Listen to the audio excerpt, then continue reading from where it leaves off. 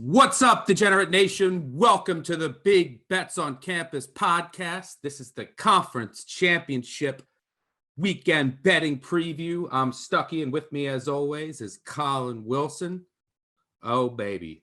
I love this weekend. You ready to roll? I'm ready to roll. It's been like the quietest week I've ever had in the Action Network app this week because I had so many futures get to this point. So it's hard for me to go in there and say, yeah, let's ride Western Kentucky this week when I've took notice of this team since the transfer portal opened in February and I was able to get some money down in May. So, I mean, this is it. I've been waiting for this forever. Yeah, we'll talk about some potential hedges later. Hopefully the MAC manifesto can come through in the second straight year with Kent State as well. But we'll talk about that. We're going to get to all 10 conference championship games, and man, I'm excited to break these down because I was able to spend 2 days on 10 games instead of, 55, 60 games. So got a lot of good nuggets to get to, and hopefully can find some winners while we all enjoy the games. By the way, just imagine an 18 playoff where all the Power 5 conference championships all go to the College 12 playoff. How even more exciting this weekend would be. But I digress. All right, let's work our way in chronological order, starting on Friday night, 7 Eastern on CBS Sports Network at the Alamo Dome. We have Western Kentucky on the road at UTSA. UTSA is now 3.5 point home underdog, over under sitting at a sky high 71.5. UTSA seeking its first ever conference title. Western Kentucky, its third. It's 2-0 in this conference championship game. By the way, in regards to totals, we have a few high totals this year. Since 2005 per Action Labs, totals that are 65 or higher, the under has gone 14-9 for what it's worth. But this is a revenge spot for Western Kentucky, which lost earlier this season at home in a thriller by 5 and 52-47 in a game where they had the ball first and goal for the win, got a personal foul, and then threw an interception. Western Kentucky is now, out to a 3.5 point favorite here. When I look at this game, and by the way, teams that have revenge, as Western Kentucky does, I went back and looked at all of the teams that have same season revenge in a conference championship game since 2005. They're 21-20 against the spread, but there's 3 dogs that didn't cover in overtime. So pretty bad beats there. What I looked at was the margin. 65% of the teams improved their margin from the previous loss, and they did so by an average of 7.5 points. So I think there's a slight edge. When you lost the first game, you get to make the adjustments, but I think it's pretty efficiently priced into the market on the close, as you'll see many times this time of year when the markets get more efficient. When I look at this game, I still think UTSA's defense is fraudulent. Their pass defense is a liability. Their run defense numbers look good, but they faced a really easy schedule of opposing rush offenses. Look, UAB, 36 carries, 238 yards, 6.6 yards a carry. North Texas, 60 for 340, 5.7 over the past 2 weeks. And look, UTSA, I've been calling them a fraud for weeks. They got blown out by North Texas. Let's throw that out and focus on their 11 wins because they did go 11-1. Look, they beat Memphis coming back with 2 late touchdowns to barely win. They got a couple fumbles and personal fouls. They beat Western Kentucky, failed on the doorstep to end the game. They beat UAB by 3 on a last-second lucky touchdown.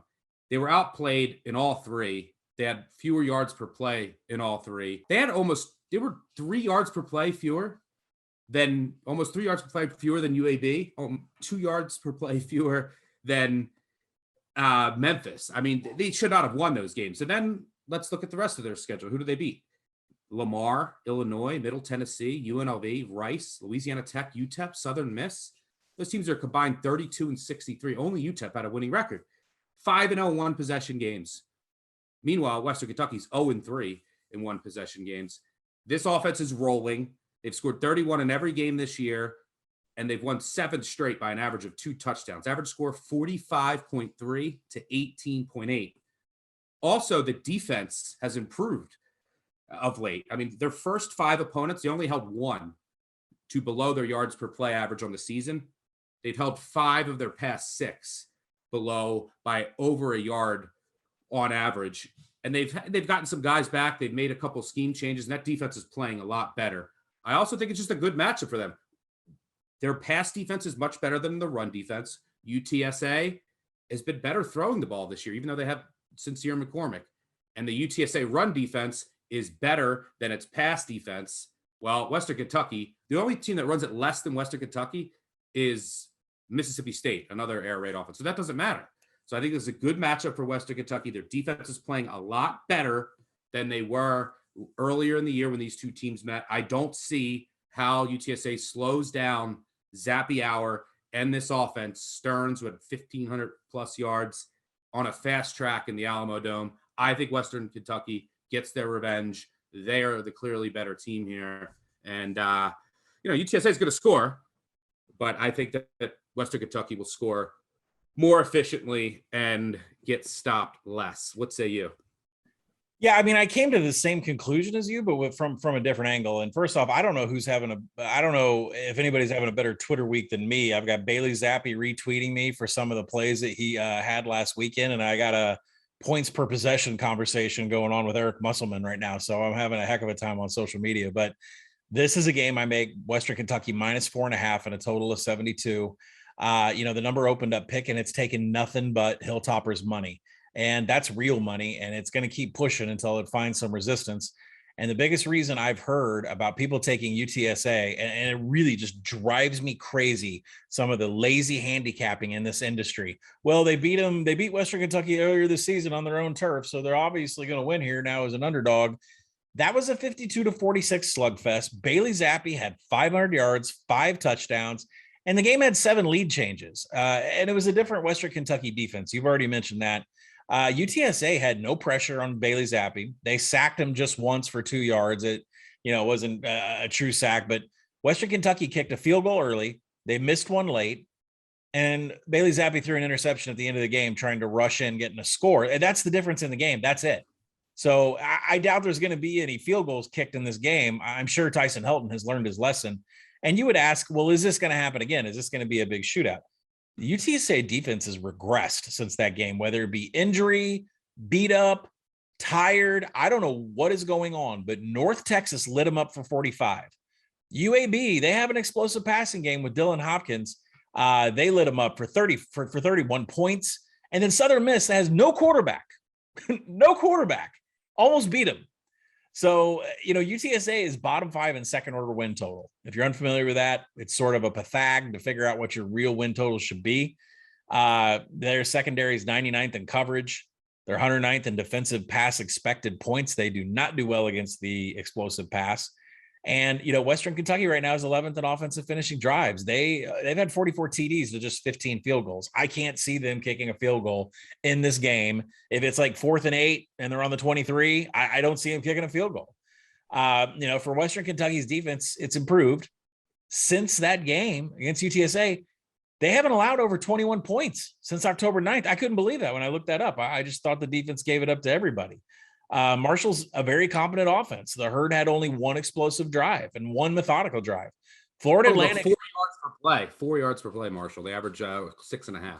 Yeah, and Florida Atlantic has a competent offense, at least from a rushing perspective with Johnny Ford. Western Kentucky stuffed half of their rushing attempts and limited them to 2.4 yards per carry. So if you flip it over to the UTSA side, and here's the deal. I've got a lot on Western Kentucky riding here. Like financially, I've got a lot. I have $0 on UTSA, and a couple of the guys that I trust with everything in Vegas that when I hate the term pro better. I mean, what is that dictated by? Somebody that only bets to put food on the table, or somebody that bets like $100,000? I'm not even sure what a pro better means anymore, but people that I respect that are in this industry day in and day out, every hour, that do put food on the table because the game said you have got to guarantee that you have money in your pocket by at least getting your initial buy-in on Western Kentucky, at least getting that money down UTSA. I haven't done that yet. That's how confident I am in this Western Kentucky team winning this game, because if you look at UTSA, look at the last 3 games and a guy that we love. We love Sincere McCormick. We love him. Great running back. He's only created one missed tackle in the last 3 games. He has 39 on the season, just one. McCormick is averaging less than 2 yards after contact in the last 3 games. This UTSA team is tired. They're going in the opposite direction of Western Kentucky. I think the Roadrunners are just going to get pounced all over. I haven't hedged. I don't think I'm going to hedge. I should. Financial investments, I know better than this. I'm not hedging at all. Yeah, I might put a small amount on UTSA, maybe for my initial stake. Now that it's past 3, you have a chance. Now you have a chance to middle potentially, which adds some intrigue to it. But yeah, I agree. Western Kentucky, they're top 30 in coverage. Their coverage ranks are, and I think UTSA is 87th, 88th, 89th, or and UTSA's defense also has, I think, more aggression coming. They're outside the top 100 in early down EPA. They've been running well on late downs, even though they're giving up, chunks on first and second down. So, also Western Kentucky better special teams, even though they rank dead last in the nation in they've been the unluckiest team in the nation in opponent field goals. Things that are just out of your control. Like they've had the worst luck in opponent field goals. Now, UTSA has a really good kicker in Duplessis, but if they're kicking, that's bad news. Yep, so I agree. It's Hilltoppers here or nothing, and Zappy hour, baby. All right, let's move on to the other game on Friday night, and that's the Pac-12 championship between Oregon and Utah. Utah is a 2.5-point favorite here, over under 50. This game is at 8 p.m. Eastern on ABC at Allegiant Stadium in Las Vegas. Pac-12 North, 9-1 in this game all time. USC was a lone winner from the South back in 2017. Oregon's going for its 3rd straight Pac-12 title and 5th overall. Meanwhile, Utah is looking for its first conference championship game win after losing in both 2018 and 2019, the latter to these Ducks. The big narrative here is, will Oregon get its revenge? We just saw these two teams play a few weeks ago, and Utah rolled. I mean, it was looked over in the second quarter, and then it was officially over once Oregon punted with a few seconds to go, and Kobe returned the punt for a touchdown to end the half. It was ugly for the Ducks. By the way, of the 6 rematches to occur in the Pac-12 championship, 5 were won by the regular season winner. Utah's playing, since Cam Rising has taken over at quarterback, Utah's playing really good football on both sides of the ball. The question is, can Oregon make the necessary adjustments here to have a different result this time around? I will tell you, I personally did take some Ducks +3. I was all about Utah in that first game. Utah was -3 there. I took some money line of Utah. Now, Utah's -3 in Vegas. And you're talking about a Utah team that never loses at home. One of the hardest places to play in all of college football. I have their home field advantage over 3.5 points. It's the highest in all of college football. So, that line was assuming Utah was a 7-point favorite on a neutral field. Okay, well, Utah rolled. You adjust Oregon down. You adjust Utah up, but not to this level. Also, I think Oregon does have the advantage of being able to make some adjustments here. And that week, they lost all of their receivers going into that week, right? Pittman transferred. You lose Johnson. Well, Anthony Brown looked really good last week. He's had time to work with, some of his younger receivers. I think it's going to be a different story this time around. I think there's too much value in Oregon in a game I make basically a pick. So I took the field goal. I am a little worried about some of the rush defense numbers that I've talked about all year with Oregon against this really good offensive line for Utah and really good rush offense. But I had to take the 3. What say you? I had to take the 3 also. I mean, it's just a mathematical play. There's nothing in this that says, oh, Oregon's figured it out. And, because the handicap from what would be 13 days prior to the kickoff is still there. There's still those huge advantages that we saw on the ground. There's still problems with, Kayvon Thibodeau not getting double teamed, not making himself a presence in there. All those advantages still exist. So, the number that got up to 3, that needed to be hit because I make this game a 1 and it's just too much of an adjustment. But at the same time, this is Allegiant Stadium. This isn't Rice-Eccles Field with one of the biggest home field advantages in all of college football. So what can we do to look at, where you and I was heavy on Utah first half, you were heavy on Utah for the game. And so if you go back and look at, I'm not going to review all of the ins and outs, right? I mean, all of it still fits. Utah is still playing in people's backfields. If you can bust through that, you can get explosive runs. All of that still exists. So you got to go back to the pressers from this week with Cristobal and Whittingham. Whittingham basically came out and said, the plan hasn't changed. It's not changing. We may think we may see this. We may get ready for this. Plan's not changing, right? Period. Cristobal gets up there this week and he says, they said, what changes are you going to make and get ready for Utah this week? He says, we don't do schematics in here. We just have to do better. And basically, he didn't want to talk about game plan. But if you go about like 18 minutes into the press conference, he says there's going to be wrinkles on both sides of the ball. So that got me thinking, like, what are these wrinkles going to be? You're not going to take Anthony Brown in the mesh RPO and try to shove it over, in between the tackles on first and second down. What's the wrinkle to that? Sweeps, I don't know, shuttle passes, flea flickers, or is Anthony Brown actually going to throw on first and second down? Because that's what happened against Oregon State, and they were tremendous. They looked like a completely different team last week in the Civil War. He was cooking. And I'm thinking, if there's wrinkles in this game from what they did against Utah, Anthony Brown's going to be throwing pretty early. 24% above national average in passing plays last week in success rate, which tells me this run mesh RPO on first and second down, it's not going to happen. They're going to throw. I mean, they're going to run that play when it's suitable, but I don't think it's going to be on first and second down. I expect Oregon to pass early, and we just have to hope, as a person that holds Oregon +3, that Brown doesn't have an awful day like he did against Utah before. Now, the defense is another issue. They've struggled against the run all season. They're great in passing downs. They're great at getting pressure, but you have to get into passing downs.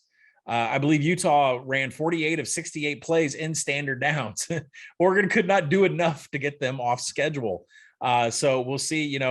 I think the wrinkle on defense, you got to put more guys in the box. If you're going to stop this Utah rush game, you're going to have to drop somebody in the box. And when you do that, what's Cam Rising going to do? He's going to throw. Now, can he burn you? Yeah, absolutely he can. But when I hear wrinkles on both sides of the ball, that tells me this game's going over. I mean, the Utes are 6th in defensive havoc, and they play in opponents' backfields all the time. So this is going to be a boomer bust effort. Either you're getting the ball out quick and it's going downfield, or there's going to be problems and there could be some defensive touchdowns here. Field position could be very beneficial to Utah. So I think this is a game where Oregon finds a way to integrate sweeps and slants and passes early. They're just not going to line up and run mesh RPO on first and second down. So with all these wrinkles, of course, Utah can make adjustments. Of course they can. So I think a first half over is the play on this. Now, I will say this, the number, I thought 59 was a key. 59 is key, I'm sorry. But I thought over was the play, and it got down to 58. Today we're at 57.5. Listen, you want to think that everybody, you want the narrative out there that Oregon's going to get blown out and they're not going to score? Fine. Let that number drive down. Let these people drive it down, because 55 is another key number. And if these wrinkles are going to work, they're going to work early. So I would rather take a first half over here. Yeah, and another thing to mention is that in that game in Utah, I mean, it just snowballed on Oregon, who actually has better overall special teams this year than Utah. Utah's a good punt return unit, but their special teams other than that have been really poor this year. So, I mean, Utah goes up 7-0 after they, converted a 3rd and 6 twice. They scored on a 3rd and 9. The rest of the game, Oregon didn't do a good job of getting into a 3rd and long situation, but they go up 7-0. Then Oregon drives down the field, and they end up missing they get a field goal blocked, right? Then Utah scores another touchdown to go up 14-0. Oregon drives down towards inside the Utah red zone again. They miss another field goal, and then all of a sudden, Utah scores again. It's 21-0, and then Oregon punts as time expires, and they return the punt for a touchdown. 3 awful special team swings in that first half. And then it just gets okay. It's out of hand. It's at Rice Eccles, and you're lost, and you just lost all your receivers that week. And Brown is trying to throw to come back, and he was obviously in over his head. So I do think that there is some value with Oregon. I'll be curious to see what the adjustments are. I do agree that they should be throwing more and being more aggressive on early downs, which would lend itself to a first half over for sure. All right, so let's move on to Saturday. We'll start at noon Eastern with some action. Talking the MAC championship game between Northern Illinois and Kent State. Kent State is a 3.5-point favorite, over under 74.5.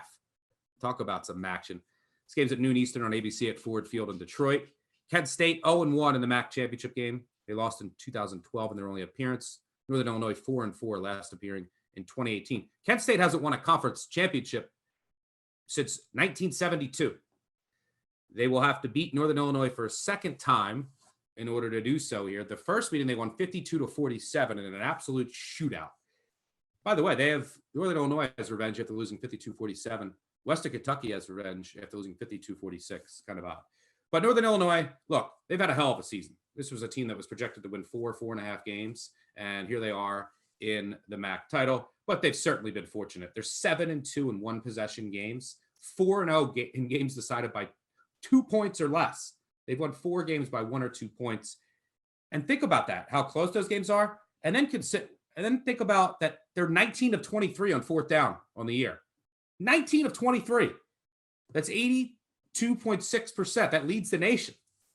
Kent, by the way, is like 12 of 21, close to the national average. And the Northern Illinois opponents, and by the way, Northern Illinois' defense is horrendous. 117th in success rate, 126th in early down EPA, 128th in EPA per rush. I could go on and on. It's one of the worst defenses in the country. Yet, opponents against this poverty defense are just 10 of 25 on fourth down. 40%. That's top 25 in the nation. Kent State opponents, by the way, are 85th. So, and yet this defense, they've been above average on third and fourth down somehow because of this fourth down luck, because of some third down luck. But this is a team on early downs. It's a bottom 5 defense in the country. That's why Kent State just went up and down the field and scored at will in the first meeting. I don't see how that doesn't happen again. It's the Kent State offense that's been rolling. Now, look, Northern Illinois, their offense is great too. It's been really good. Rocky Lombardi gets rid of the ball quick.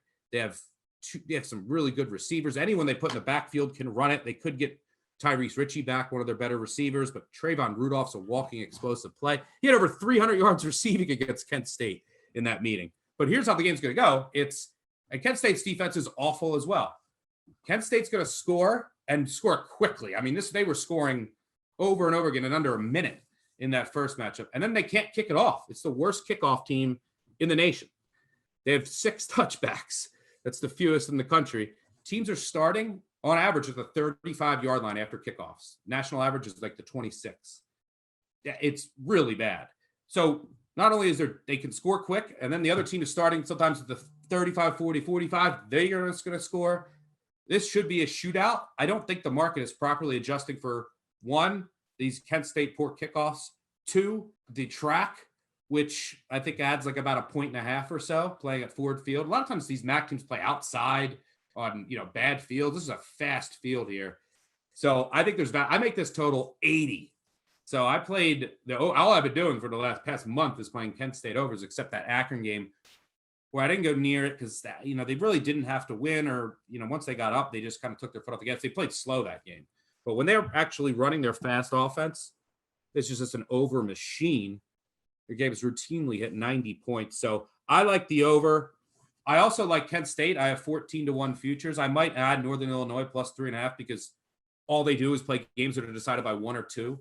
And hopefully they eventually are due to lose one here. But I think Kent State is going to just score a few more touchdowns than Northern Illinois, who's going to have to settle for maybe a field goal or 2. And maybe you see some of that fourth down regression. They're at 82%. So maybe there's a turnover on downs here. And that's the key. Been waiting for it all year. But I like Kent State. I make them a 6-point favorite. Really like them under 3. And I like the over. Anything up to 75 is fine. I 100% agree with you. I think the buy point on there is a couple of rogue 3s out there on Kent. So if you didn't have any future on this game whatsoever, I think that's the way you want to go. Yes, there was a shootout last time, but what people don't realize is that Kent was pretty much in control that entire game. I mean, Northern Illinois had a flurry of points in the fourth quarter. If you go back and look, Kent State on November 3rd won just by 5, but finished with a 90% post-game win expectancy. It was in control the entire time. Kent State, 9.1 overall yards per play to Northern Illinois, 6.9 yards per play. It really, when you look at it from a box score perspective, the game just wasn't that close. I know it says it closed at 5, but 20 points in the fourth quarter by the Huskies. There's just no reason, like Stuck said, to think that this game is going to end up any differently. But the thing is that Kent State had a monster lead in this game for a really long time.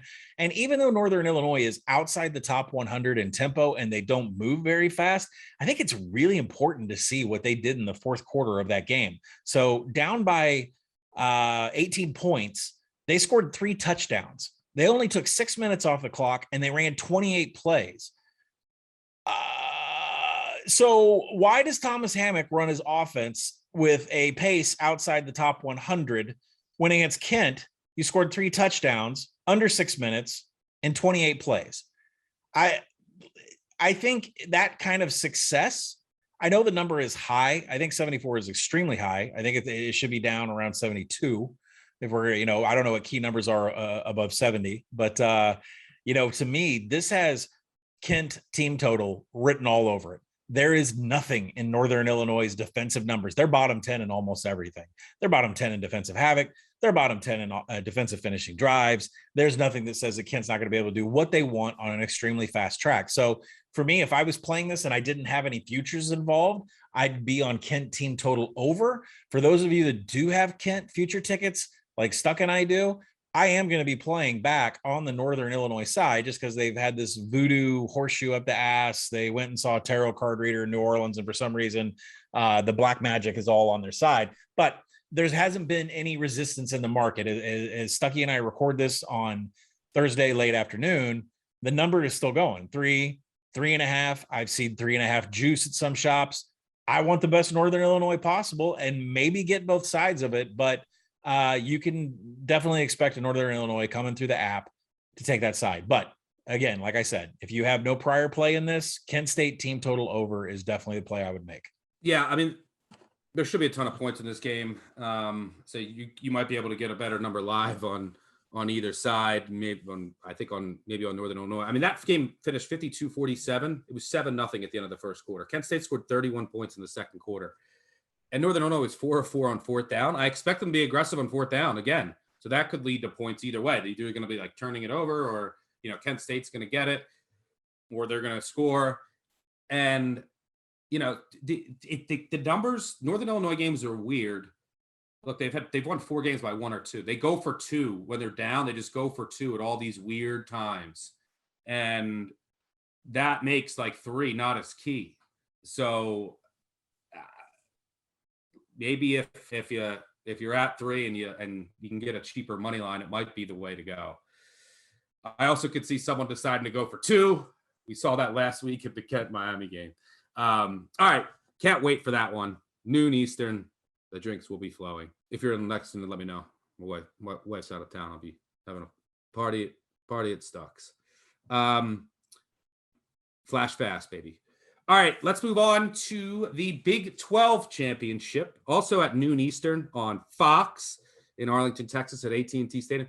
You got to really feel bad for Baylor and Oklahoma State fans, like getting to the Big 12 title. Oklahoma was favored to win this conference, and Iowa State, like everyone thought it was going to be Iowa State, Oklahoma. Now you get Baylor, Oklahoma State, and no one's going to be watching since the MAC game's on at the same time. It's rather unfortunate, but we'll still break the game down here. Both teams are seeking their first ever Big 12 championship game victory, which was held between 96 and 2010. Then there was like a 6-year hiatus when they just did a round robin and no title game. And then it's been held since 2017. Baylor only appeared once in 2019, and the Pokes have never appeared in the conference championship game, shockingly. The Pokes did win a conference title in 2011, and Baylor won 2 in 2013 and 14 when there wasn't a conference championship game. These two teams have treated bettors really well this year. Oak State's 9-2-1 against the spread. Baylor's 8-4 against the spread. Another revenge game here as Oklahoma State sort of suffocated Baylor early in the season in a low-scoring affair. Baylor's offense, I'm not buying it still to this day, whether it's Bohannon, who is questionable with a hamstring injury, didn't play last week. You had Blake Shapen. So it's either going to be Bohannon, who's like, what is his best attribute? I mean, we've seen his throwing is going down to that. He can run a little bit. Well, he's got a hurt hamstring. Or you're going to go with a freshman against this Oklahoma State defense. I don't really see that working out well. The Baylor offense is also only average on early downs and EPA and success rate, but they're top 25 on late downs. So I don't necessarily think this offensive output is sustainable. And look, they want to run first and get into third and manageables, but Oklahoma State's defense is elite. I mean, number 2 in early down EPA. Plus, they're also number 1 in third and fourth down, by the way. They lead the country in opponent third down conversion rate of 24.7%. On the other side, the Baylor defense, look, they've been pretty average on early downs. Like if you look at some of the metrics, you say, well, it's kind of worrying, but they do a really good job confusing quarterbacks on third downs. Their numbers on late downs are really good. That just might be scheme-based, maybe. Maybe that's not just luck. The Oklahoma State offense has been better on early downs, but they've been hard on late downs. So that'll be an interesting battle. The Oklahoma State offense has gotten better late in the year than what we saw early in the year. Got healthier, especially with Tay Martin getting back in the mix, and Spencer Sanders is playing a little better. I lean this under because I just can't see the Baylor offense doing much. And I do think Dave Aranda is going to come up with a really good scheme here to slow down Oklahoma State's offense. The one thing that does concern me a bit, and I'm curious to get your thoughts on this because I don't have a play on this game yet. Oklahoma State went with tempo last week against Oklahoma. Is that just a tool in the toolbox when necessary? Is that something they say like, look, wow, we had some success going a little tempo. Do they do that now? And then all of a sudden, on a fast track and using tempo, this under doesn't look as appetizing. For what it's worth, Big 12 championship game since 2005, 8-2 to the under. And underdogs are just 3-7. What are your thoughts here? Help us break this down. Yeah, interesting that you mentioned the record of the unders in this game because that's kind of where I'm leaning. And you mentioned that Oklahoma State kind of sped up Oklahoma, and I think that was to keep the now departed Alex Grinch for making substitutions and not allowing Spencer Sanders and our new favorite wide receiver Tay Martin, who we keyed on last week on the podcast, saying this was a big player for this, to burn Oklahoma. I think the reason they went hurry up is to prevent substitutions and to take advantage of what we said last week. Oklahoma doesn't have a single player in the defensive backfield that ranks in the top 200 grading at the corner or the safety position. So let's just go at them. And I think that's exactly what we saw. So, overall with this game, it's a game where I power rated at 4. I have no interest in 5.5. It's touched 6 times. You can see there's been buyback on Baylor this week, but I have no interest in backing Baylor either. These teams met in week 5. The Pokes won by 10, but they gave up 3 turnovers. So yeah, they won by 10, but I mean, they tried to lose the game too. Baylor struggled in that game in passing downs and scoring opportunities. That's the reason that they didn't even get close.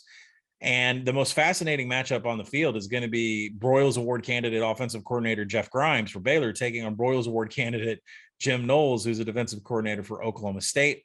But really, this game is about Gary Bohannon. He's vital to the Bears. He has to be moving around the pocket. Bohannon did practice this week, but it was called a non-helmet practice. I'm not really sure what that means when your injury is your hamstring. So there's no word on whether he's going to play. So Blake Shapen could get the start, but Gundy came out in his presser and said, look, Bohannon and Shapen, they run the same scheme. It's just a difference of one of these guys is a freshman and makes a lot of mistakes. And Aranda talked about that. Aranda is nervous with Blake Shapen out there. Like he would talk about, taking hits or taking extra time in the pocket. And Aranda was, literally the guy, I think he's scared for his life to have his freshman back there under quarterback. So it's a bad matchup if it's Shapen because the Bears offensive line is 84th in passing down sack rate, and Oklahoma State defense excels in getting you into long down and distances. Said it last week. I'll say it again. Oklahoma State's defense, number 1 in 3 and outs, number 1 in hard stops. I'm not saying they're Georgia. They're at least number 2 in the country for having the best defense. Spencer Sanders is getting better and better. That was the handicap last week, especially hitting, Tay Martin. and the Pokes average 9.7 yards per play in passing downs against the Sooners. But this is still a Dave Aranda defense. And I know the handicap against Oklahoma was when Baylor played Oklahoma, it was like, hey, Dave Aranda has really had Lincoln Riley's number. Well, I got news for you. Dave Aranda has had Spencer Sanders' number.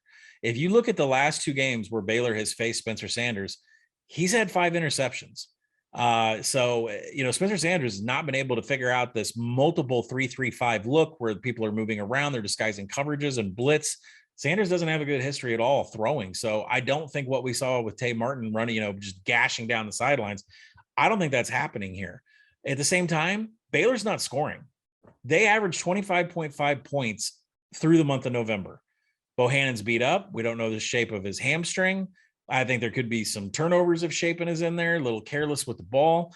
Because technically this is a hangover spot, and I don't think that this hurry up, speed up offense for Oklahoma State is real.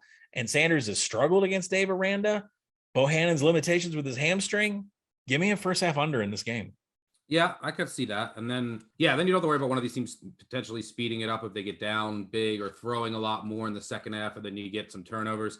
One of the things that that just gives me, maybe it's Oklahoma State's, it's just their season. Their defense has been unbelievable, but when they've been a little bit of a voodoo team. When is this gonna reverse itself, right? Like against Tulsa, they get a kick return for a touchdown to win, right? Against Boise State, they get a rogue whistle that basically cost Boise State the game, right? They get Texas, they're about to go down 21-0, and they get a pick 6 to completely flip that game around. Against Oklahoma, they get a kick return for a touchdown, which was huge in that game. So they keep getting these very timely touchdowns, or whistles and just weird plays. That is what scares me. But I think that Baylor is outclassed here from an offensive perspective. But I like that look at the first half under. I think I will. I'll join you there. All right, so let's move on to our next game, 3 p.m. on Fox. We're talking the Mountain West Championship between Utah State and San Diego State. This game is in Carson, California, which is where San Diego State has played their home games this year, a couple hours from campus. San Diego State 2-0 in the Mountain West Championship game in the past. They won it in 2015 and 2016. Utah State 0-1. They lost their only appearance in 2013. When I look at this game, I'm starting to like San Diego State more and more. I just hate laying 6 with them, but I think this Utah State team, for lack of a better word, stinks.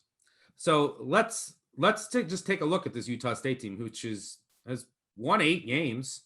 First of all, it's been a hell of a season, right? Just what a turnaround from last year. They were boycotting games, and it was one of the worst years in program history.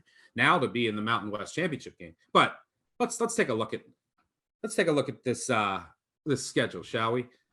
Utah State, first game of the year, they scored 2 touchdowns in the final 5 minutes to beat Washington State by 2 in a game where Guarantano started for the Cougars. Prayer win, absolute prayer. All right, then they beat Air Force by 4. They scored 2 late touchdowns again in the fourth quarter to get that done, and Air Force fumbles on the last possession. They pulled a rabbit out of that. All right, how about UNLV? Oh, well, they scored a touchdown in the final minute, final 30 seconds to win by 4 against UNLV after UNLV lost its starting quarterback, who was actually their second-string quarterback in the second half. All right, well, how about Colorado State? Pretty bad team. Well, they won by 2 at home after Colorado State missed a 40-yard field goal as time expired. All right, so that's 4. This is like Northern Illinois of the West. All right, so how about their other wins? All right, they beat North Dakota, Hawaii, New Mexico State, and San Jose State. 4 teams with losing records. And then they lost by double digits at home to Wyoming, Boise State, and BYU. And we talked about 4th down regression with Northern Illinois. This is Northern Illinois. Utah State leads the nation in 4th down defense. All right, so they're third in the nation. 28%. Teams are 28% against them. This team has pulled wins out of their ass all year long, and anyone with a pulse that they've played, they've gotten run off the field. I mean, with that Wyoming game, where they lose by 30 at home. So I think San Diego State, their secondary showed me a lot last week. I had questions about them. They lost 3 pros from last year's secondary. We know their scheme is elite. We know you can't run on them. The question becomes, can Logan Bonner, who did get a little banged up against New Mexico, can him and Devin Tompkins was a stud receiver. Utah State can't run the ball, so it's just going to come down to, can Logan Bonner hit these big explosive passing plays. I saw enough from the San Diego State defense of backfield last week against Boise to believe that they can hold their own here. Jordan Brookshire played so well for San Diego State. He's more willing to go downfield, gives them maybe he can carry over some of that momentum. But I think San Diego State can move the ball here. You have the punt god in your back pocket as well. I think that this Utah State team is completely fraudulent. So I think that San Diego State, even though I hate laying points with them, hate laying 6, I think they might be the play here at under a touchdown. What do you think? I make it -8.5. I'm right there with you. SP Plus actually makes this game San Diego State -13. So you want to talk about a power rating system that hates the Aggies. There are others out there that don't like them either. So, and I just echo everything that you have to say about San Diego State, and I'm glad that you've come around on how exciting and explosive this team is. Right now, I don't know if I'm going to take an over in this game. I do project the total at 49.5. Market is sitting at 50. But I think the one area that you want to focus on is that San Diego State is top 15 in the nation in rush explosiveness. Utah State's defense outside the top 100. So when you see Lucas Johnson take off out of the pocket, he could go to the house. When you see either Brookshire. I think Brookshire. I mean, I don't even know how that game went under last week. I mean, Brookshire came in. It was just a completely different Welcome to the San Diego State under party. It took you long enough to arrive. So the Greg and Chance Bell, I mean, if they break through that initial line, I mean, they literally can take it to the house. And I think that's the one thing that you want to look at if you're thinking about taking an under here, is that there is the element of the explosive play on the ground for San Diego State. That's in favor for them. Stuck's right about the defense for San Diego State. They're going to shut down any rushing attempt. I can't believe that Utah State actually runs the ball 53% of the time. I'm looking at their run rate. But when they do pass with Bonner, they have been 10th in passing success rate. But like we've said, this is a top 20 Aztecs team in coverage. They're 10th in defensive passing success rate. They can handle this.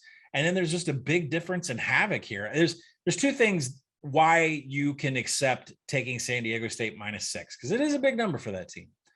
One of them is the fact that they are 8th in defensive havoc. They get into the backfield. They have tons of pass breakups, interceptions, forced fumbles. Utah State's offense is 76. They are loose with the ball. I mean, a lot of that luck that they've had this year, they've had some fumbles bounce their way. And then the other one is finishing drives. And listen, I'm going to update this story, and we've referenced it every other week here on the podcast.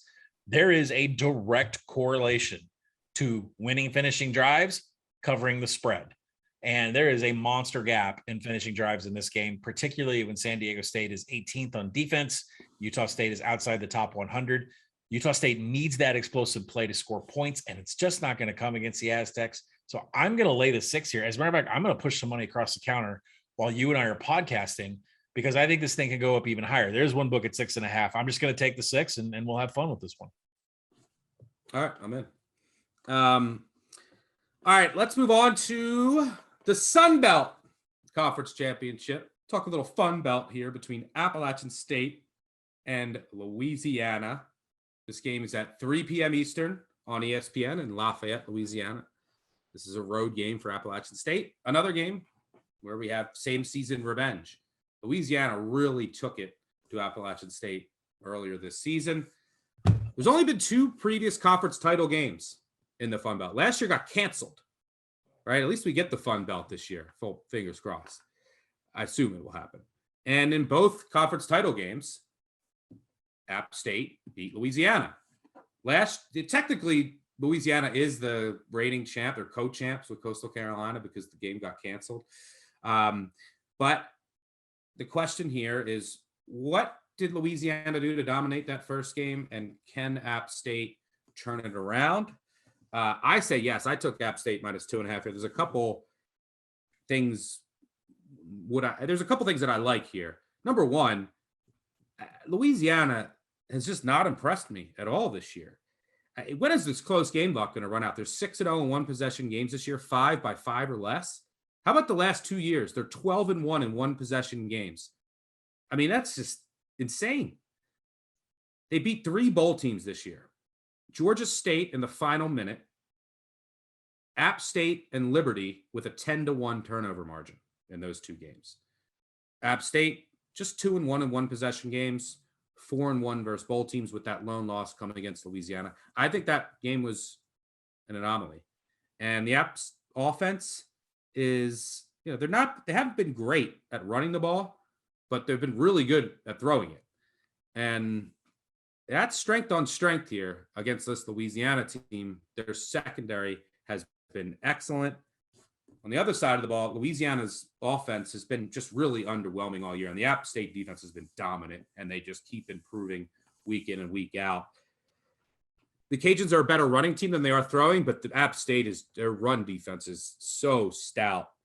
And the other factor here, I just think App State is the better team. They will be, I think, a little more motivated after that embarrassing loss early in the season, because I'm not sure where this Louisiana team's head's at, because their head coach, your boy, we'll see if you say his name, was hired by Florida. And he said, well, I'm going to prepare for Florida, but set some time aside. I'm going to set some time aside for both during the week. What? So, but it makes sense because and if I set time aside for this bowl game, he's going to have a bowl of cereal and think about it. That's the time aside for the bowl game, because recruiting window open and you're going to Florida. Do you think he's spending time on this bowl game? I mean, not bowl game, the Fun Belt Championship. Absolutely not. So I just don't know where Louisiana is at mentally from a preparation standpoint. Their coach leaving and probably doing recruiting trips this week. So I think App State gets its revenge. Like them anything under 3. Yeah. Well, how do I go around this without talking about the guy, the coach that has burned me so much I don't even say his name anymore. I am not hedging my 4-1 App State future. If I didn't have any money on this game, I would play App State -3. I make this game power rated App State -4.5. And I think what people need to realize is when Stuck said that Louisiana is extremely lucky, that's an understatement. Sean Clark, since he took over as head coach after Eli Drinkowitz won a conference championship with App State, Scott Satterfield was winning conference championships with App State. Sean Clark has been on all these staffs as the offensive line coach. Now it's his chance. He didn't make it the game last year. The game didn't even play last year because Coastal and Louisiana had a pandemic cancellation with COVID-19. So now is Sean Clark's time to get his team ready on a revenge spot to go back to the place where they were embarrassed. And I think what people need to realize is that these two teams have played each other twice in the last 12 months. And Louisiana's +7 in turnovers. And, Chase Bryce making some pretty bad decisions with his throwing. He doesn't do this in any other game. He does not have turnover-worthy plays. He doesn't throw interceptions. He doesn't make bad mistakes. But he did it against Louisiana earlier this year. But it's not only that game that Louisiana's been lucky in. If you look at the last 3 games, especially where the coach that will not be named went up against ULM just the other day, they almost lost. But the last 3 games, Louisiana's +10 in net turnovers. +10. I mean, how lucky can this team be? Well, I can tell you. They are 123rd in second order win total. They have been at the craps table a little bit too long. They've been served a little bit too many drinks, and they're going to play until their bankroll is empty. Now, when it comes down to this game, when you look in the matchups, it's just not going to be a problem for Appalachian State to move the ball. Louisiana does not have the defensive line to cause any havoc. They rank 64th in pass rush. They generate 0 quarterback hurries against Bryce earlier this season. It's just not, who they are. Who they are is a running team. And Levi Lewis, the southpaw quarterback that they have, is a part of that. App State may have had their worst day. I mean, they gave up some explosive runs, but they had their worst day as a defense and as an offense against Louisiana. The rest of the season, they've been fantastic. The Mountaineers have dominated opponents in the red zone, offensively in the red zone. They have the 9th best touchdown rate in the nation once they get to the red zone. So, for me, this is a game where App State has everything that you want in the advanced statistics.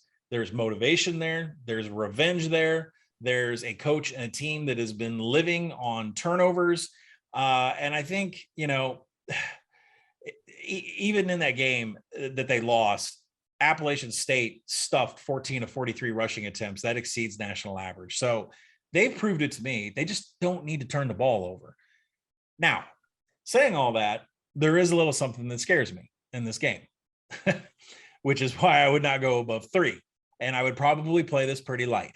And I'm not going to hedge my future, but if this happens, you won't find me on social media for a couple hours. The coach that will not be named is on his way to Florida. Early signing day is, 2.5 weeks from now. He is at a craps table right now with 1 foot out the door at a job. And Louisiana is top 10 in the nation, 4th down attempts. He's had 33 of them this year. Scared money don't make money. Scared money don't make money. And this is a guy that told his quarterback on 4th and 2 at the 30-yard line to turn around and run it into the end zone for a safety when he had one of the best stuff rates in the nation. I can't understand this guy's line of thinking. I can't understand how he coaches games, but what I do know is that he goes for it on 4th downs more than just about anybody over the last 3 years. It doesn't matter what happens in this game because he's already got a new job. That's what worries me about this game, is that he will do things so far out of the coaching handbook that App State may win this game by 40, or there may be the old rabbit's foot plus 10 turnovers in the last 3 games, plus 7 turnovers against App State the last 2 games. Some of that's in that element. But if you're just statistically speaking, App State is the play. Yeah, I like the Nears. Nears is App State. Don't say Nears. It's West Virginia. That's ears. Trust me, I've been yelled at before by all of the great folks in Morgantown. Ears is what. Let's go Ears is West Virginia. Let's go Nears is App State. All right, let's move on to another afternoon conference championship game. Let's talk about the American Athletic Conference Championship between Houston and Cincinnati. Cincinnati will host this game in Nippert Stadium. This game's at 4 Eastern on ABC. Cincinnati's a 10.5-point favorite. Over-under is down to 53-ish. It's opened at 56. It's taken a lot of under money. Houston's 1-0 in this title game. They won it in their only appearance back in 2015. Cincy is making their 3rd straight appearance. They lost in 2019. They won it last year. When I look at this game, there's a couple things that jump out to me. I mean, number one, Houston can't run the ball, 108th in rush success rate. So let's just throw that out. It's all going to come down to Clayton Tune trying to throw the ball. Well, good luck against Cincinnati. How about Sauce Gardner? Probably the best corner in all of college football. Since he arguably has the best corner duo in all of college football as well. Gardner, who got robbed of All-American status. I was yelling about that last year. Who got it over him? My boy Sean Wade, I think. Yep.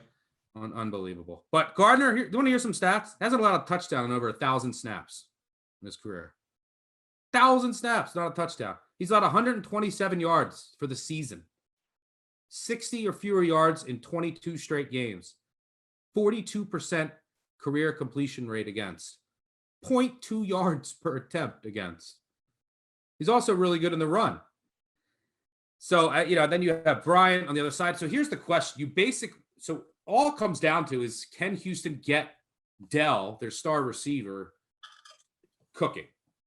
And when I dug into this game, I was thinking, all right, are they going to take Gardner, the best corner in the nation, and shadow Dell? And I don't know. I don't think so. I mean, if you look back at Gardner over the past couple years, it'll say he plays the left and right side equally. He always plays the boundary side, right? Where if the ball is closest to the sidelines, the short field. And that's because he's on an island. and they just let him go, and he takes away that receiver, and you can't throw there. And that's how they've always played. Well, Dell will line up all over, and some games they'll put him in the slot a lot, and they've done that recently. Interestingly enough, last week, since he put Gardner and Bryant in the slot for 10 and 8 snaps, which are their career highs. I mean, Gardner never plays in the slot.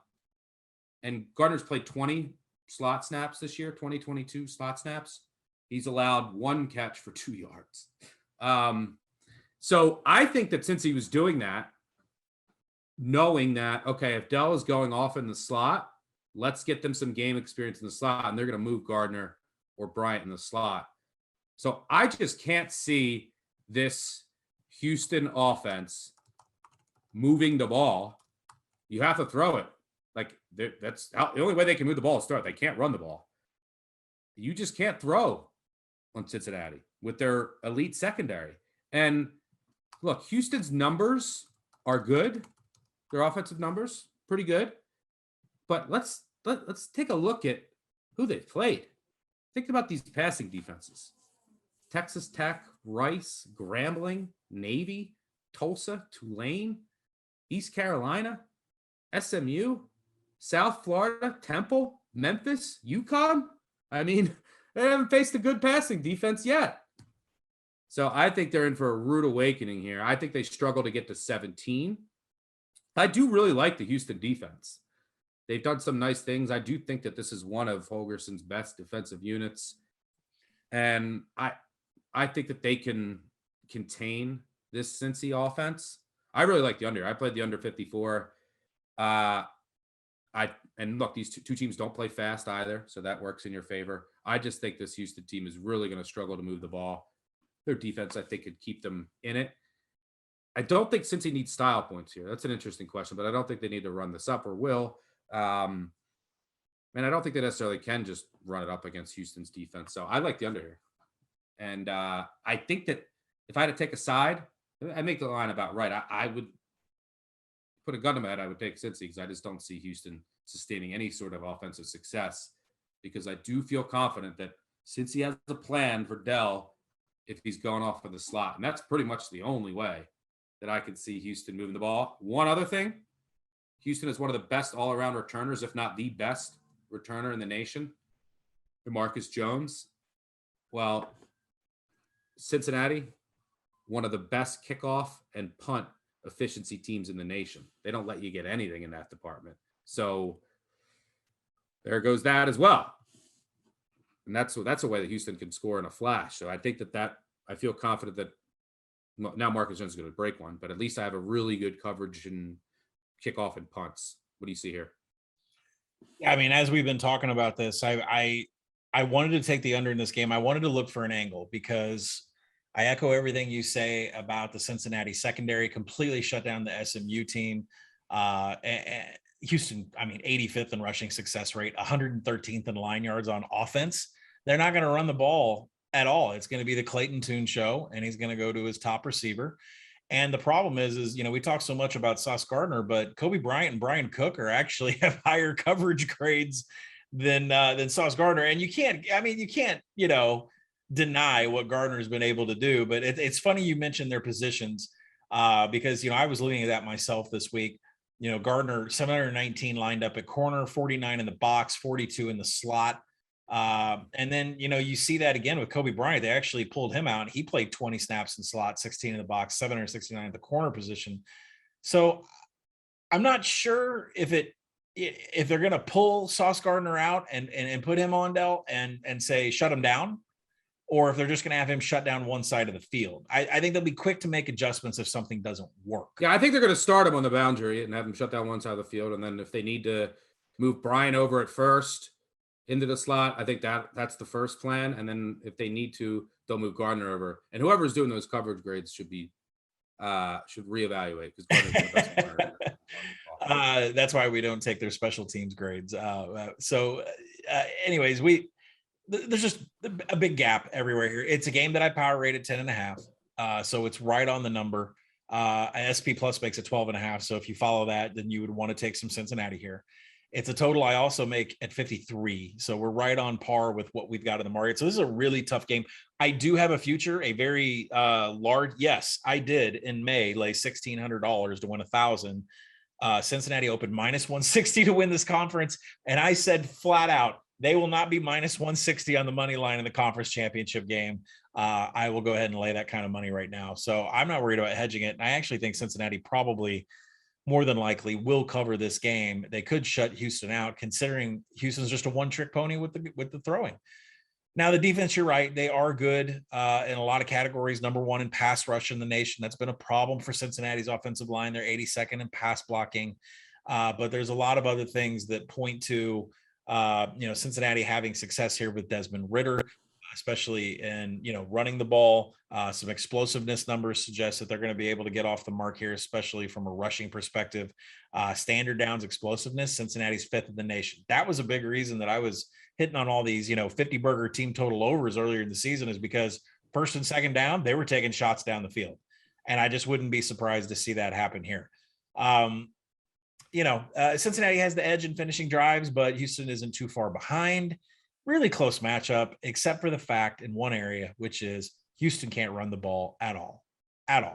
So if you shut down, Clayton Tune's weapons, then Cincinnati's going to win this game. So I'm with you. I think the best play, now that I'm looking at the board, I think the best play here is there's a couple of 27.5s on the first half. And we talked about this. I think Cincinnati will be quick to make adjustments if Houston's able to find something with Clayton Tune, and they'll shut it down. So I think the best bet, because the number keeps going down, 52.5, 53, I think under 27.5 is the best value on the board. And I'm probably going to end up playing that right now. All right, let's move on to the SEC championship. This game is at 4 Eastern on CBS between Alabama and Georgia. Georgia's a 6.5-point favorite over under 49.5.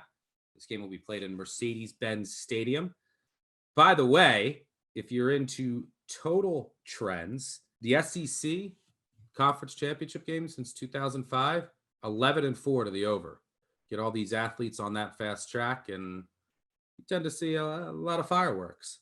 Alabama as a 6.5-point dog. It looks weird because it is, and we rarely see it. Alabama will be an underdog for the first time in 93 games. They've been favored in 164 of their past 165 games. Pretty amazing when you think about it, considering that they are usually in the college football playoff. Alabama has been an underdog 5 times since 2008 under Nick Saban. They've won 4 of those 5 games. 2015 against Georgia, plus 1.5. They won by 28. 2009, plus 4.5 against Florida. They won by 19. 2008, plus 10 against Florida. They lost by 11, their lone loss. 2008, plus 6.5 against Georgia. They won by 11. 2008, plus 4 against Clemson. They won by 24. So, the easy thought process here is, look, Saban, especially if you can get a 7 here, catching a touchdown with, all of Alabama's talent, hard to pass up. I also will mention underdogs that failed to cover multiple games in a row, 2 or more coming into a conference championship, 17-4 against the spread since 2005, 81%, covering by an average margin of 11 points per game. Conversely, teams that covered multiple games in a row coming into the conference championship, Michigan, Kent State, Cincinnati, they've gone 32, 44, and 2, 42%. Just something to think about. I don't think it's science. Just, all back to buy low, sell high, and market principles. When I look at this game, it's Alabama has been, if I remove priors, I make Georgia 8.5-point favorite here. And we're at the point where, you can kind of say, all right, these teams are who they are. And Alabama's offensive line has been a disaster. Good luck against Georgia. And their coverage at times has been a disaster. Spencer Bennett has been great. The one thing that I look at in this game is that Alabama's run defense outside of the game against Florida has been elite. You cannot run on them. And we know you can't run on Georgia. Georgia's putting up historically great defensive numbers. So, on this fast track, this total's coming down. I'm starting to think about the over. I think both teams might come out throwing all day.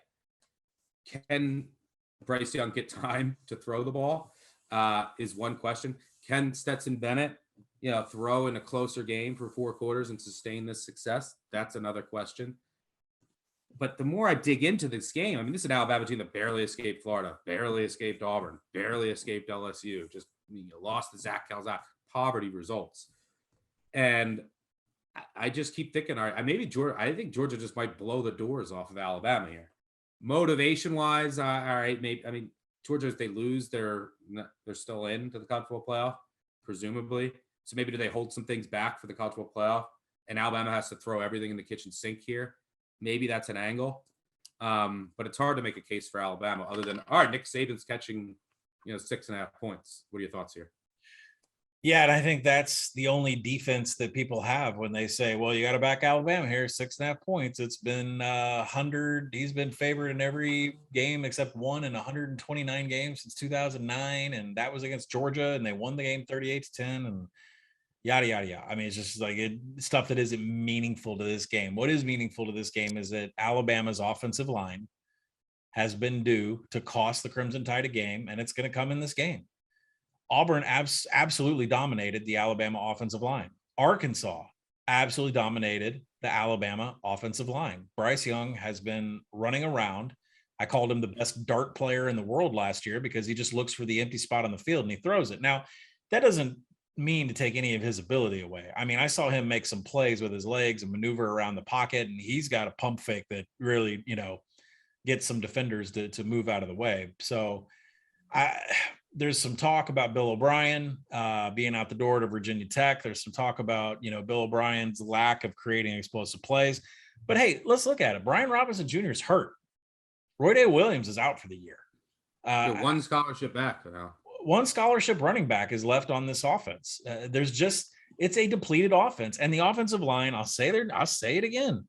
Darian Dalcourt, Chris Owens, Damian George. These are some of the worst ranked rush and pass defenders on offensive lines in Power 5. And it's just not Alabama's season. And I've seen that from a mile away weeks ago when I think I told Brett on Sources in September that Alabama's going to lose after the Texas A&M game. I said they're going to lose again. Now, here we are. They've almost lost a couple games. But if you can give their offensive line troubles, if you're not New Mexico State, you can give their offensive line troubles, you could beat them. Well, guess what? Georgia eats offensive lines for breakfast. The speed on this team is so remarkable. And I think what else is amazing about this team is that no one player is the leader, like especially from a statistical perspective. And here's the thing that got me when I was looking this up. The Bulldogs have 3 defenders that rank in the top 200 in pass rush productivity.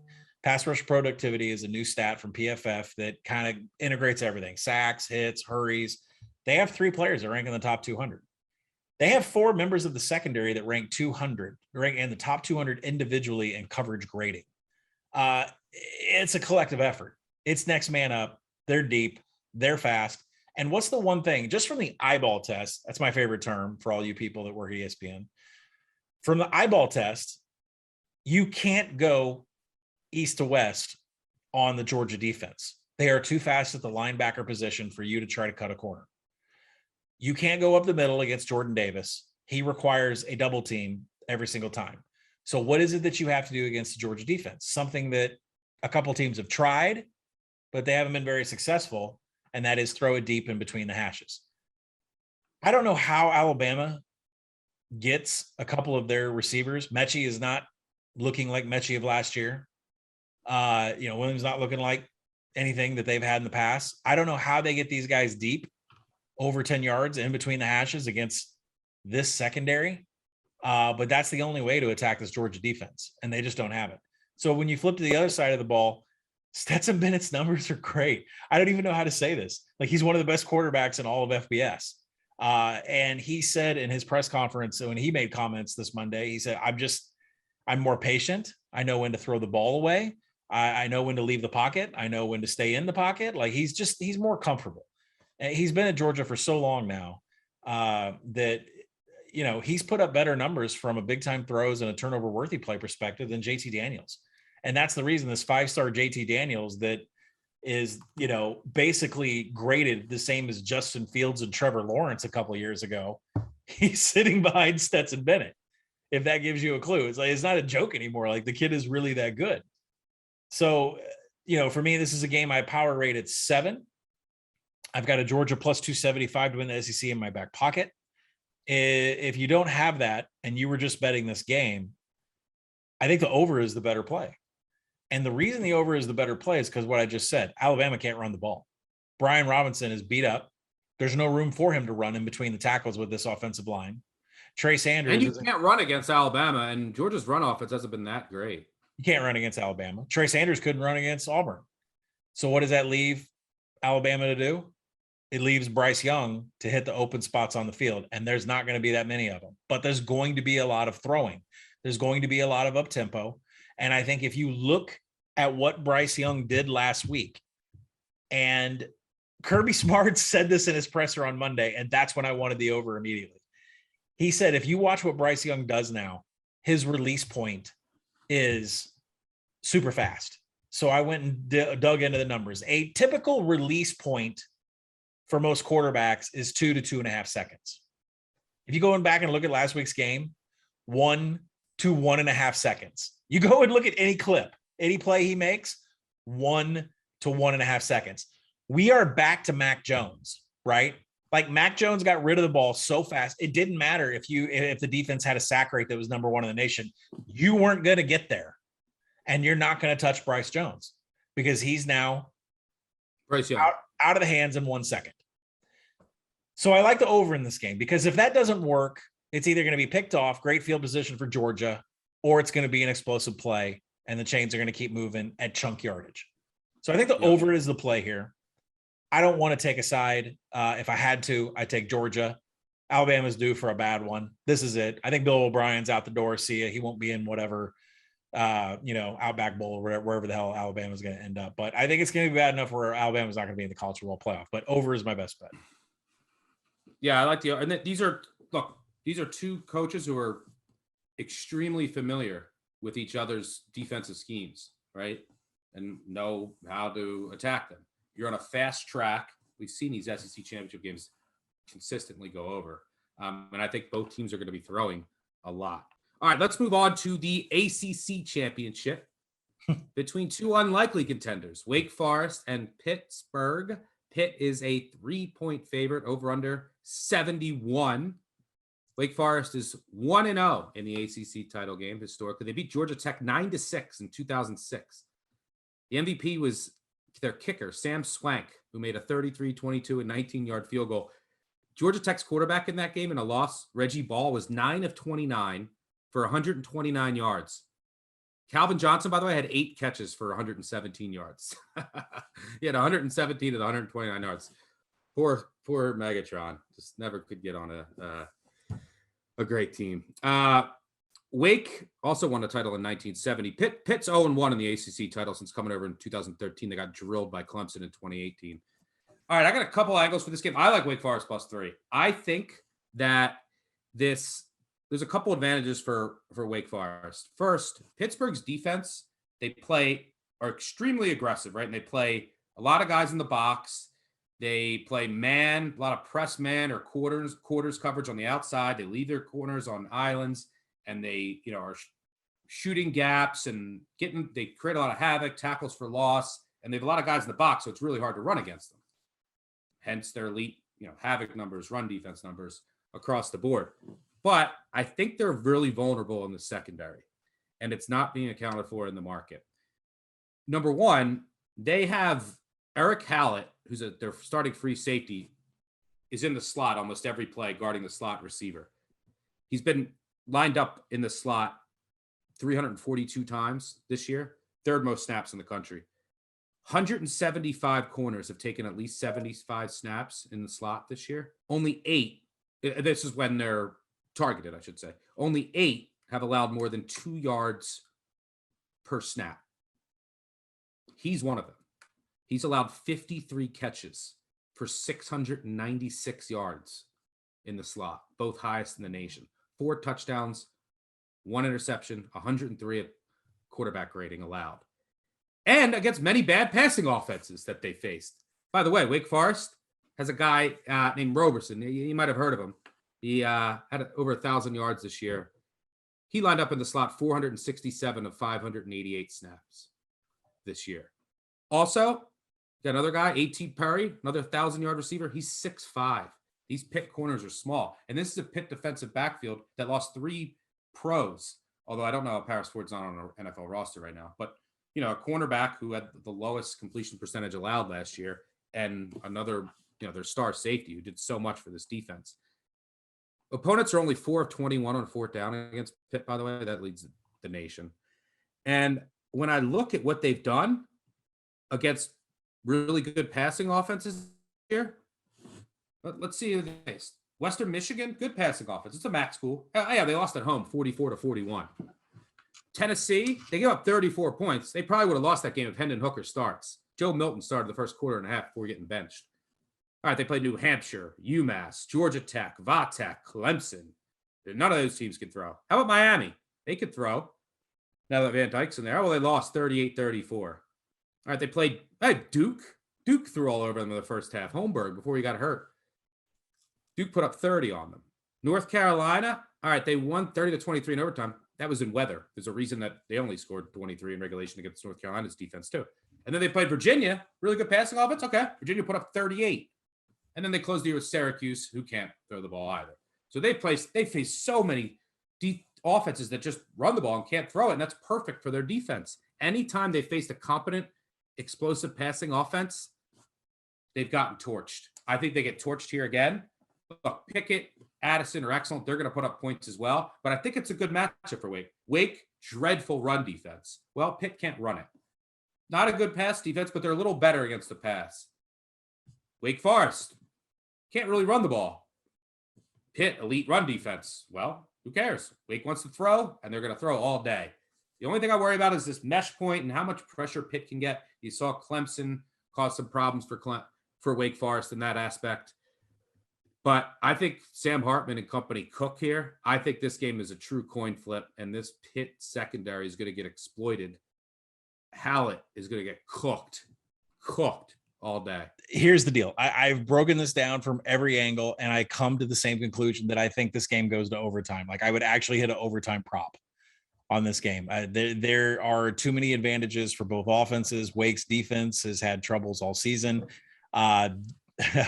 Just to give you an example, Pitt 8th in offensive finishing drives, Wake 5th in offensive finishing drives. You know what the defenses are? 56 and 97. Like, if they get past the 40-yard line, there's 6 points going up on the board. Pressure-wise, Pitt's going to be able to get in there. They're 13th in havoc, but the problem is Wake Forest is 9th in havoc allowed.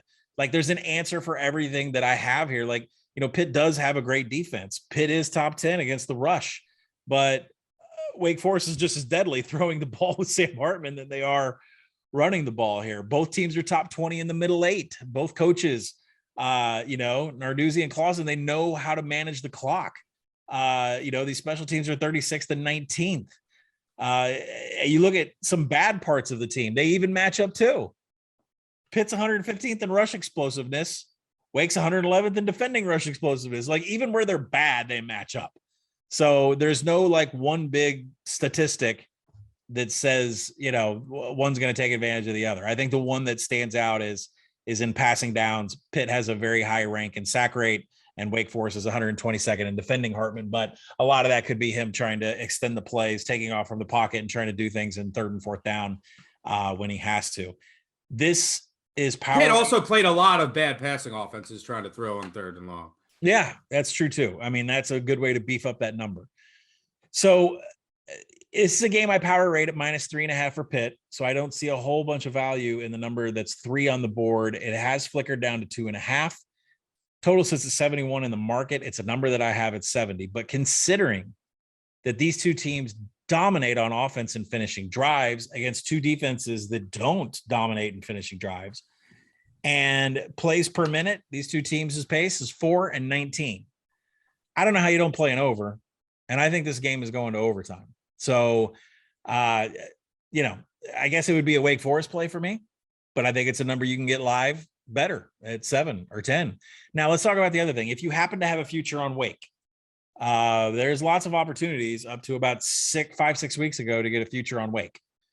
I have officially bought half my ticket out on Pitt. I truly believe that this game could go to overtime. I truly believe this could come down to last possession. And I think it's going to be a nail biter. I don't think anybody has a strong advantage over the other. So if you have a futures ticket on this, I would suggest buying out.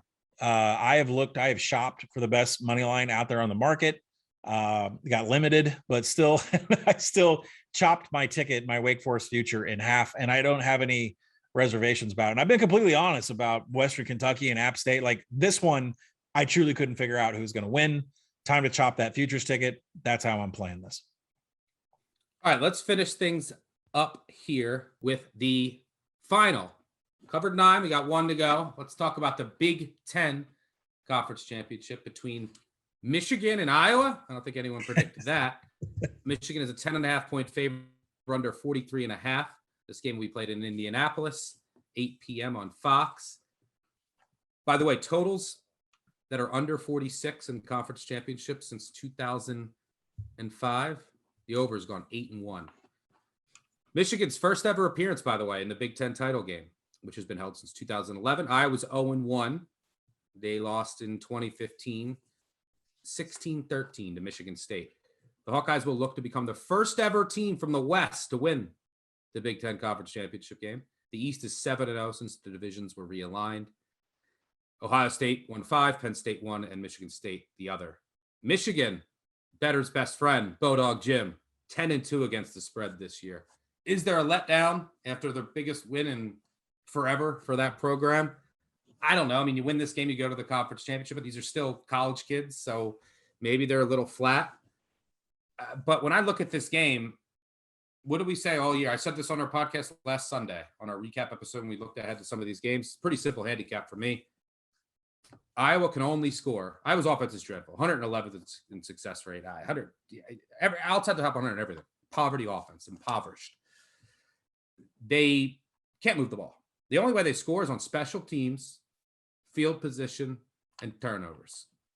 Michigan, elite special teams, elite in field position, and they don't turn it over. How is Iowa going to score? Iowa can't run the ball. They can't pass protect. They're going to be in 3rd and long. Good luck going against 2 first-rounders coming after the quarterback, whatever quarterback they have in there, whether it's, it doesn't matter, Petrus or Padilla. They both stink. They have no weapons on the outside to challenge this Michigan secondary, which passed the test last week with flying colors. I don't know how Iowa scores. There's no recipe for voodoo here. And on the other side, team totals here are interesting. Like Iowa, I don't know how they get to 17. How they get into 17?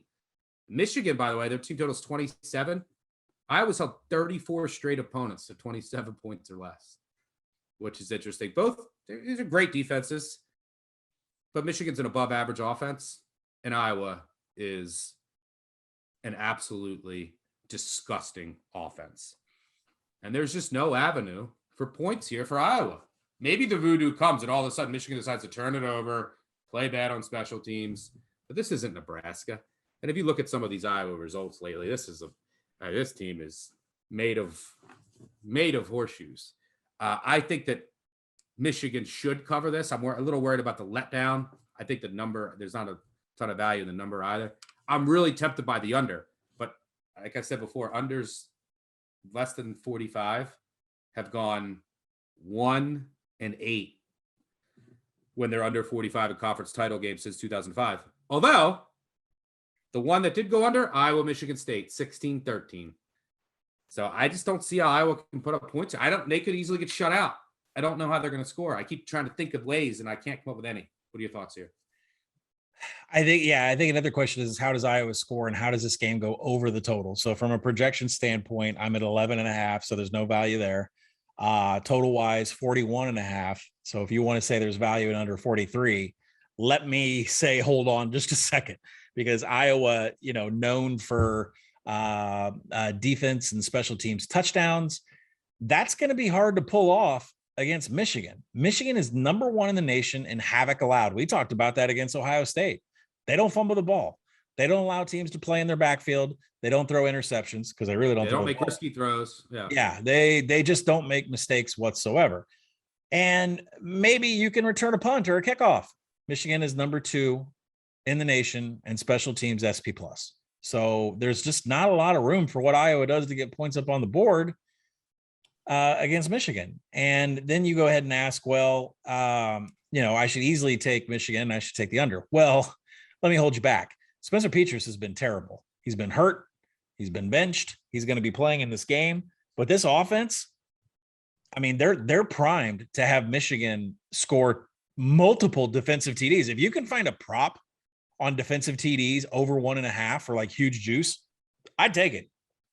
Iowa, 113th in havoc allowed. Michigan is just, they can pounce on that all day. There are so many bad numbers in this, like on Iowa's offense, like 129th in line yards. They might not even be able to move the ball after the handoff occurs 2 yards behind the line of scrimmage. Michigan top 20 and just everything on the defensive side. We did. Now, will they be asleep? I think we should expect that. I think Michigan's going to play a quarter asleep, not knowing where they are. Biggest win in program history, biggest win in Bodog Jim's career. Congratulations to him. But now you got to get this team up for an Iowa team that can make you fall asleep and then score a defensive touchdown. Iowa can do that to you. Defensively, what can Iowa do against the run with Hassan Haskins and Blake Corum? They are 16th in defensive rushing success rate. They are 19th in defensive line yards. So they can make this a stalemate for a while. They're also 4th in coverage. I know Riley Moss has been lost. I know there's been some turnover in the secondary. Iowa has the defense to at least stop some third downs. They can't cause and they don't allow explosive plays. Yeah, they don't allow explosive plays. They don't cause any havoc either. They just kind of good at stopping the chains. So, when I look at this, I think this is a snooze fest for a while. I think Michigan could actually, if there was an over 1.5 defensive TD prop, I would take that in a heartbeat. I think Iowa's offense with Petras is they're primed to have something stupid happen between fumbles or interceptions. Maybe if the special teams, if that works into the prop, I would take that too. I think that's how the scoring is in this game. So I'm not going to take an under 43 here. I am going to look at probably a first quarter under, and then I'm going to play this live and probably go over. I do think they find a way to wake up and get some points on the board. I don't know, Iowa, maybe an Iowa team total under, but then again, there's that defensive play again. This is going to be a snooze fest for a while until Michigan realizes where they're at. I think I might talk myself into the under here. I just don't see how Iowa scores. And then Michigan, they don't need any style points. And I think Iowa's going to come out and go, and they are slow, but even slower, run it, punt it. They know that they're not going to be able to throw it here. But everybody should know Michigan doesn't make mistakes. Everybody should know that key number is 41, right? So yeah, the biggest key number in this range right here is 41, and then 45 and 44. So we're underneath that 44 mark, but 41 is really key. So if you're listening to this podcast and it's continuing to move down, make sure if you're going to take it under, you get north of 41. Yeah, and 43 is not immaterial. All right, that'll do it. All 10 conference championship games covered as in depth as you will find on any podcast, anywhere. Before we get out of here, let's go 3 and out. We're going to do this really quickly. You guys bared with us for an hour and a half. Let's first down, Cal USC. I'll make it simple. Cal, I threw in a money line parlay with Michigan. I think it's pretty safe. I don't think USC cares about this game. I think Cal does for this rivalry. I think Cal, look, their pass defense has been a lot better than the run defense, which I think matches up well. The USC defense is done. I mean, I don't know what's wrong with this unit, but I think this is like a bowl game where one team doesn't care. And I think Cal gets it done. Throw them in a money line parlay. One sentence, agree or disagree?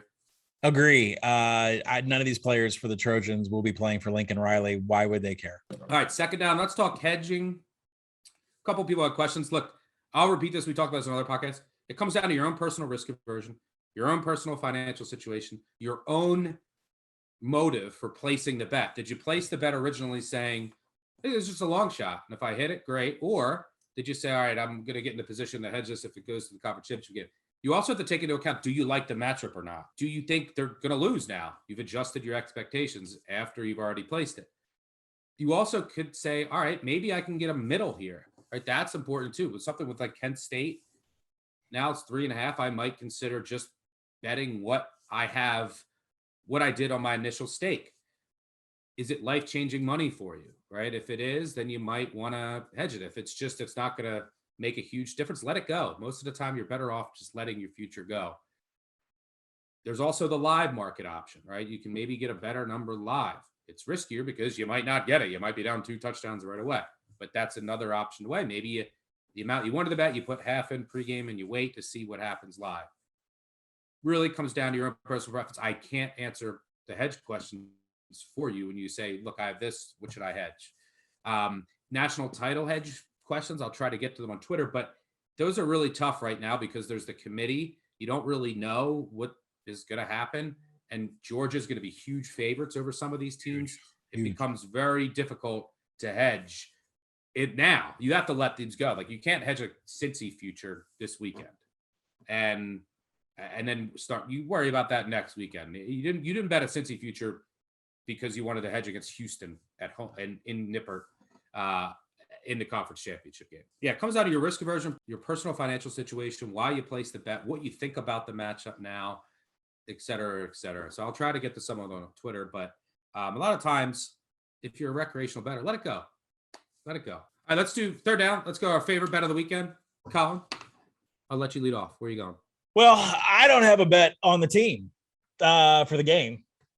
I have a bet on Western Kentucky to win the Conference USA. Now, 3 years ago, I had 20-1 on UAB and didn't hedge it until right before the game. Just got my initial little buyback in and Stuck talked about taking the other side if it's plus. Maybe I jump in and get a unit down on plus 3.5 on UTSA. I don't know. Western Kentucky is not being properly recognized by the odds makers. They opened this up at a pick. It's flown out to 3.5. There's more money coming into it. The UTSA secondary is one of the worst in the nation against the pass. This team is exhausted and tired. Sincere McCormick has created 1 missed tackle in the last 3 games after making 39 this season. This is a tired roster. This is a roster that performed, got a little lucky with the field goal kicking when they went up and beat Western Kentucky, a different Western Kentucky team that is now playing defense. They have not allowed more than 21 points since that loss to UTSA. Western Kentucky, I still think, is completely undervalued on this board. The UTSA secondary cannot deal with Bailey Zappi.